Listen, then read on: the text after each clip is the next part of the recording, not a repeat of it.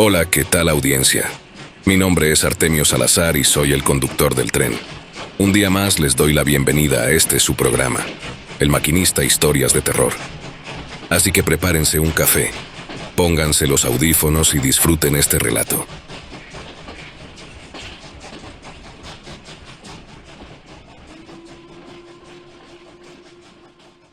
Ricardo Rivera. Mateo, de 26 años según su pasaporte, tenía una pierna. El guatemalteco me estrechó la mano amigablemente, aunque con cautela, antes de que ambos nos sentáramos en la mesa para la entrevista de asilo. La entrevista transcurría como suelen hacerlo las entrevistas de asilo.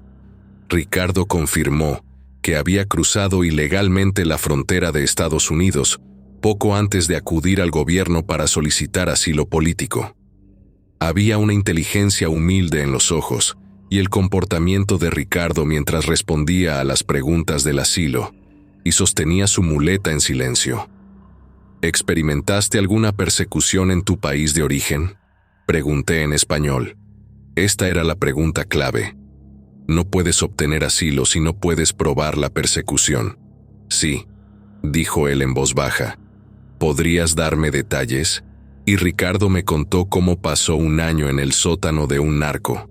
Resumiré cómo Ricardo llegó a esta situación. Una banda de narcos llamada Los Leones cobró poder en la ciudad natal de Ricardo, causando violencia, extorsionando negocios y reclutando niños desde los 7 años. Ricardo pidió a sus vecinos reunirse una noche para hablar sobre este problema, donde fueron emboscados. Con el permiso de Ricardo y el permiso del Departamento de Seguridad Nacional, ofrezco la transcripción de su testimonio, la traducción casi directa del español, con sus propios modismos y estructuras, más el hecho de que esto es una transcripción en lugar de un relato escrito, puede llevar a una narración menos que estelar, pero creo que es efectiva. Estábamos allí alrededor de 1 hora cuando llegaron los hombres con armas. Eran miembros de Los Leones. Alguien les había hablado de nosotros. Nos reunieron, nos pusieron bolsas en la cabeza y nos metieron en sus camiones. Condujimos durante, no sé, tal vez 1 hora, cuando nos empujaron a una casa y nos quitaron las bolsas de la cabeza. Sabía que estábamos en la selva por los sonidos de los insectos y el aire húmedo. Nos obligaron a ponernos de rodillas, y fue entonces cuando vimos al líder de Los Leones. En nuestro pueblo le llamaban el maestro. Tenía gafas y el cabello engominado hacia atrás. Han sido muy malos, dijo el maestro. Los Leones están tratando de ayudar a Escuintla, el pueblo de Ricardo, y ustedes estaban hablando de cómo deshacerse de nosotros. ¿No es así? Uno de los hombres lo negó. No, señor maestro. Y el maestro le disparó en la cabeza. No me gustan los mentirosos. Mis hombres los vieron y los escucharon. ¿El resto de ustedes mentirá? Tuvimos que confesar, preguntó de quién había sido la idea. Todos los demás hombres me señalaron. Yo no dije nada. Parece que tenemos que enseñar una lección a Escuintla, dijo el maestro. Y el maestro disparó a 2 más de mis vecinos en la cabeza. Estaba tan asustado que pensé que sería el siguiente. Liberen a los otros 2 para que puedan contarle al pueblo lo que hemos hecho, dijo el maestro. Y lo hicieron. Luego el maestro me miró. Vamos a hacer un gran ejemplo de este. Me pusieron en un sótano. Estaba oscuro y el suelo era principalmente tierra. Solo había un foco y esposaron una de mis manos a una gran tubería. Durante 1 semana venían 1 vez al día y me golpeaban. Mi ojo se hinchó y se cerró. Solo recibía un poco de pan y algo de agua. Tenía que sentarme en mi propia suciedad. Gritaba pidiendo ayuda, pero nunca llegó nadie. La casa debía estar muy adentro de la selva. Solo escuchaba el zumbido de los insectos. Un día, después de la primera semana, los hombres regresaron con un cuchillo y un balde. Me cortaron muchas veces en la pierna, a veces profundamente, a veces no tanto. Dolía mucho, pero no grité. Luego tomaron el balde y lo vertieron todo sobre mi pierna. Era espeso y pegajoso, y olía a árboles. Creo que era savia de árbol. Detuvo la sangre, pero me picaba mucho. Los hombres regresaron con una gran caja. Había un ruido tremendo de zumbidos. Era tan fuerte que casi tuve que taparme los oídos. Volcaron la caja y me di cuenta de que eran cigarras, al menos 200. Los hombres me encerraron con ellas. Las cigarras comenzaron a invadir mi pierna. Querían la savia de árbol. Las apartaba con mi mano libre. Lo hice durante muchas horas, pero me cansé y me quedé dormido. Cuando desperté, fue porque mi pierna dolía. Las cigarras estaban por toda mi pierna. Estaban arañando las heridas que los hombres habían realizado. Podía sentir sus patas arañando mi carne, como si intentaran cavar más profundo. Les dije, escuchen, no soy un árbol. Seguían zumbando y me dolía tanto, pero no creo que comiera nada de mi carne. Tuve que sacar algunas de las heridas con mis dedos. Fue así durante muchos días. A veces los hombres me traían comida, pero nunca mucho. Pan, carne vieja. Las cigarras no comieron nada de eso. Después de algunas semanas, todas las cigarras murieron. Los hombres habían dejado de traerme comida durante muchos días, así que tuve que comerme las cigarras muertas. Mi pierna se veía mal, pero dejó de doler. Durante casi 7 meses, los hombres no hicieron nada más que traerme comida una vez al día.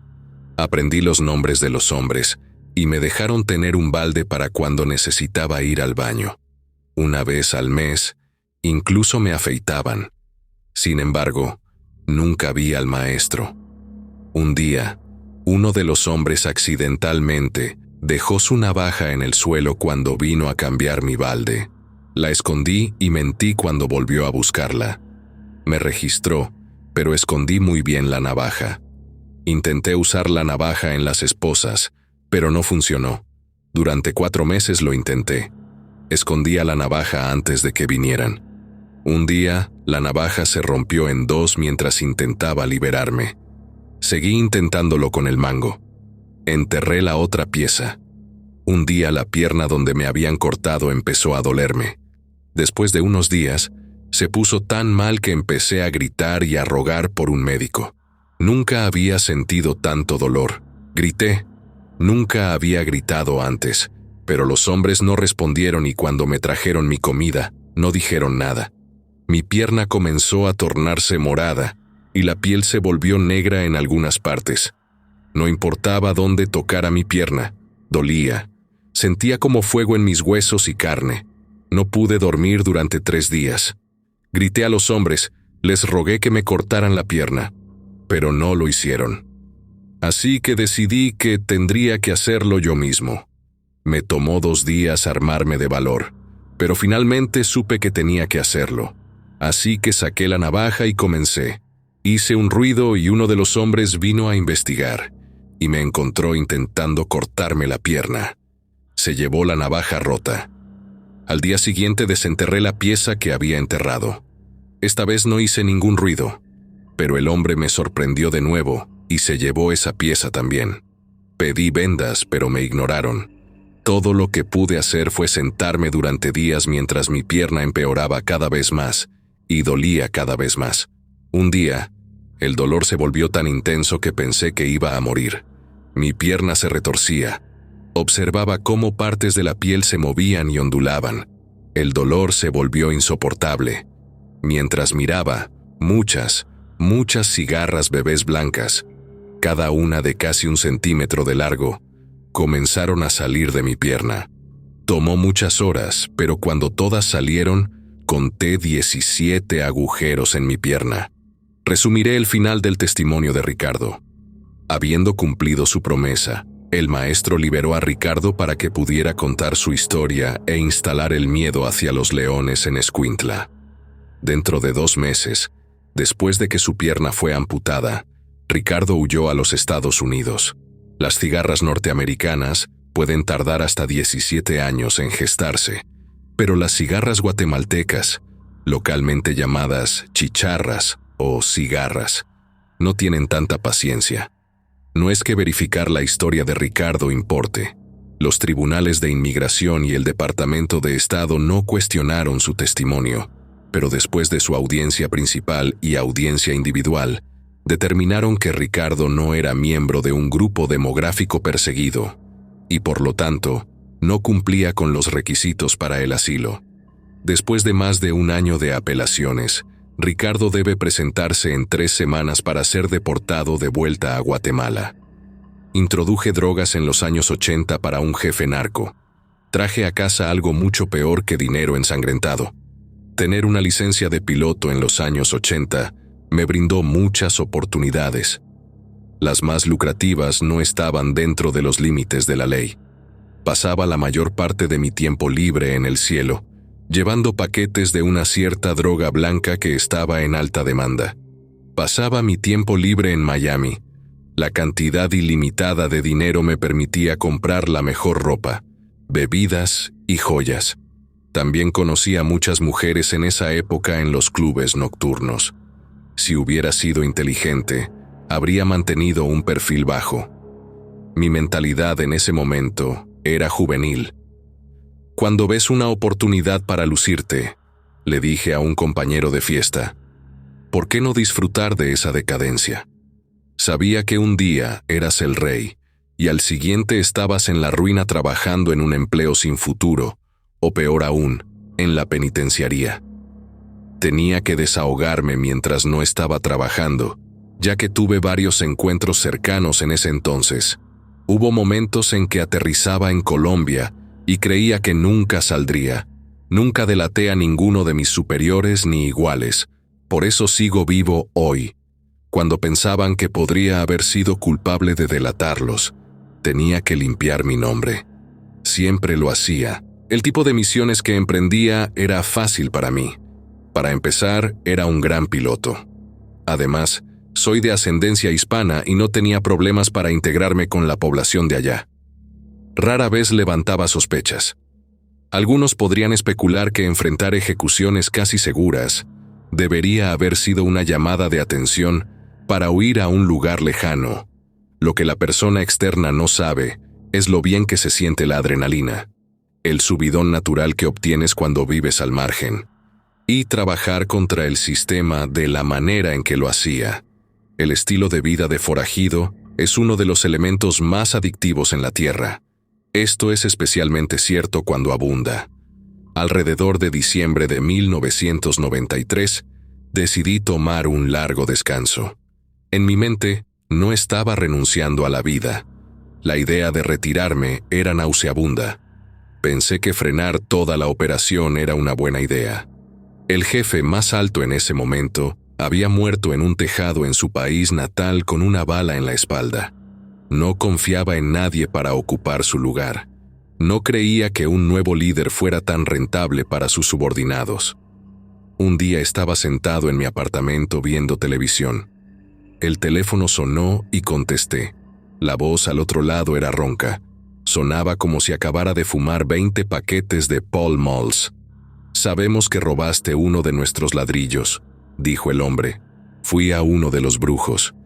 Te hizo un pequeño regalo kármico, disfrútalo». Colgué y traté de olvidar la conversación, aunque sabía que era una señal de que tenía que mudarme. Compré una cabaña lejos de la sociedad. Estaba en las montañas. Las vistas alrededor de la propiedad eran impresionantes.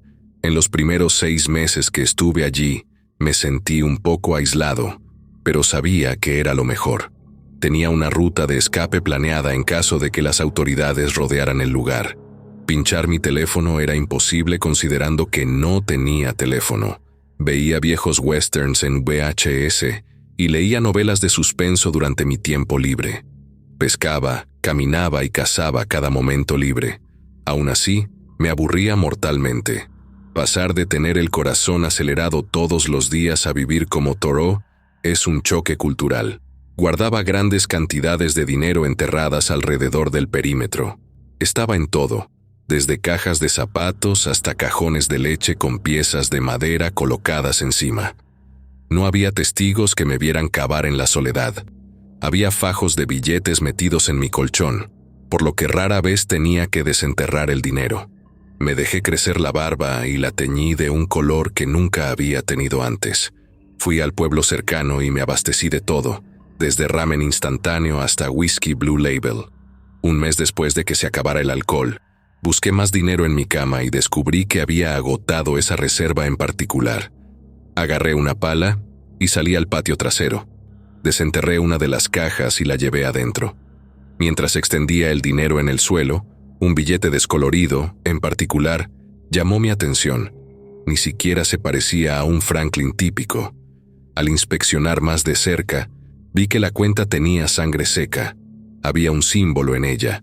La marca parecía similar a la de un logotipo corporativo, pero uno completamente desconocido para mí. Estaba dispuesto a apostar que era irreconocible para casi todos. Parecía como si alguien hubiera intentado recordar cómo dibujar un pentagrama y hubiera fallado. Sabía que no podía gastarlo en el pueblo sin atraer atención, así que lo arrojé a mi papelera. Salí, compré el licor necesario en el pueblo y regresé. Me desperté en medio de la noche con el sonido de un susurro. Me incorporé y miré hacia donde provenía el ruido. Estaba en la esquina de la habitación, donde estaba la papelera. En la oscuridad y la somnolencia, contemplé que probablemente era un roedor. Algo parecía fuera de lugar cuando abrí los ojos un poco más. El borde de la papelera tenía un sombreado inusual alrededor.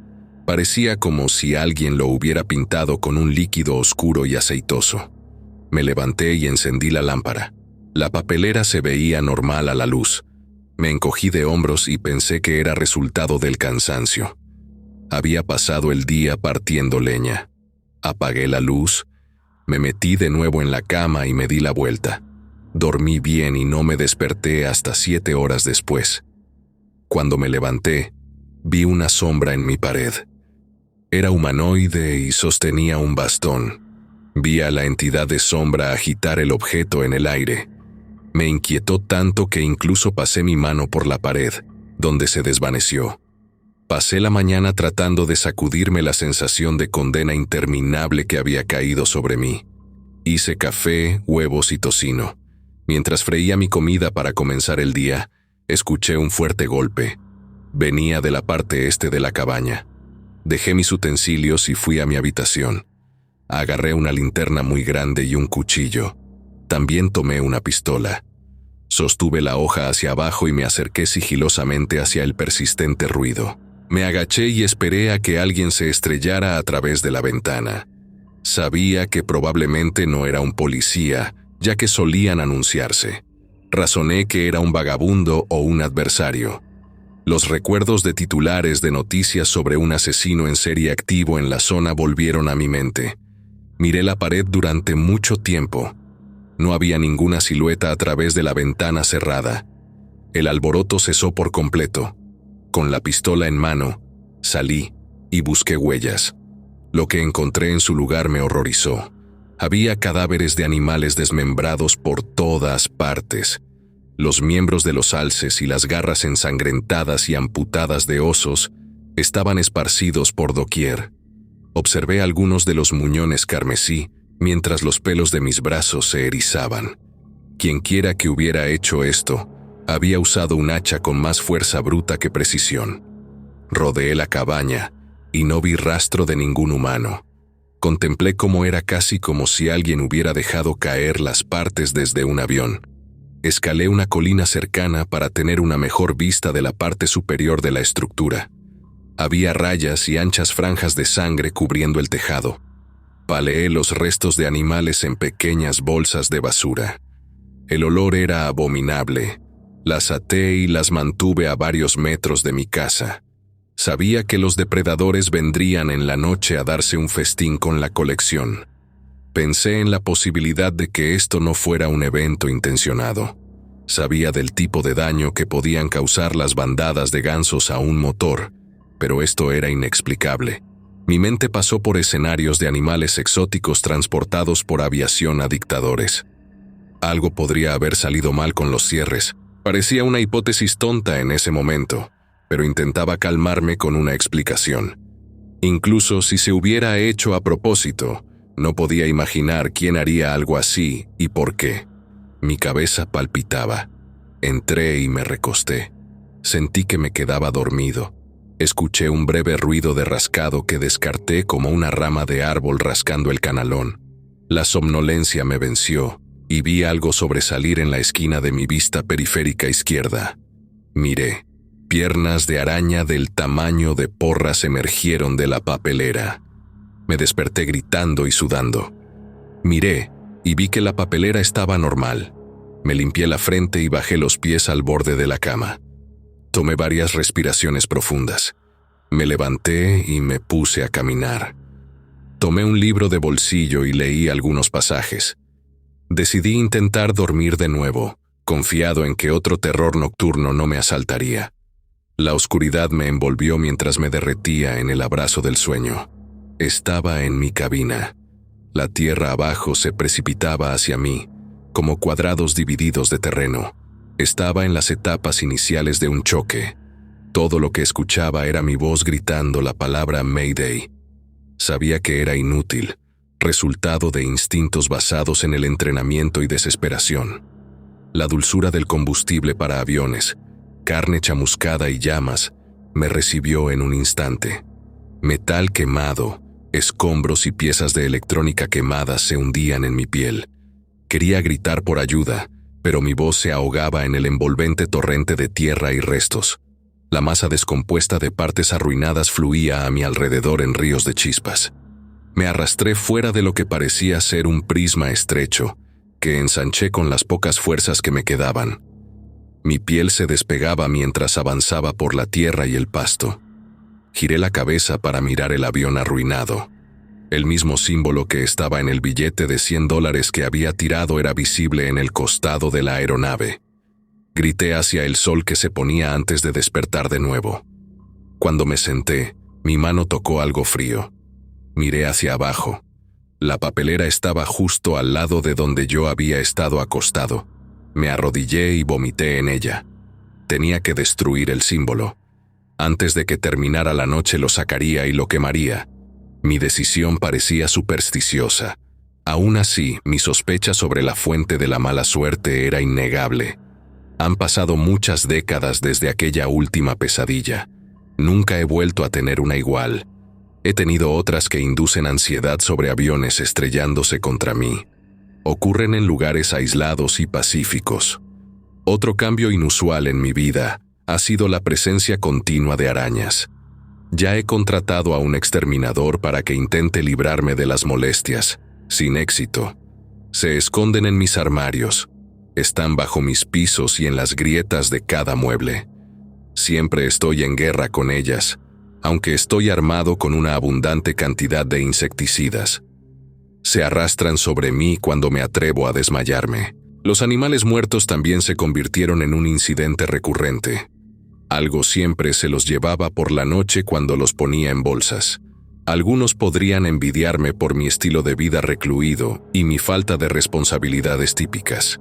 Si solo supieran el verdadero infierno en el que vivo, con la preocupación constante de cuántos cuerpos de animales tendré que limpiar al día siguiente y cuántas visiones de destrucción soportaré. No cambiarían su normalidad por mi existencia si solo supieran. Aún veo la sombra del hombre que probablemente me maldijo. Cuando voy al pueblo, veo el mismo símbolo. A veces es un grafiti en un banco de autobús. Otras veces es un adorno colgado del espejo retrovisor de un taxista. Me atormenta. Esta mañana salí y vi palabras escritas con sangre en mi puerta principal, probablemente con el extremo afilado de un palo. Vivirás en el mundo que creamos para ti.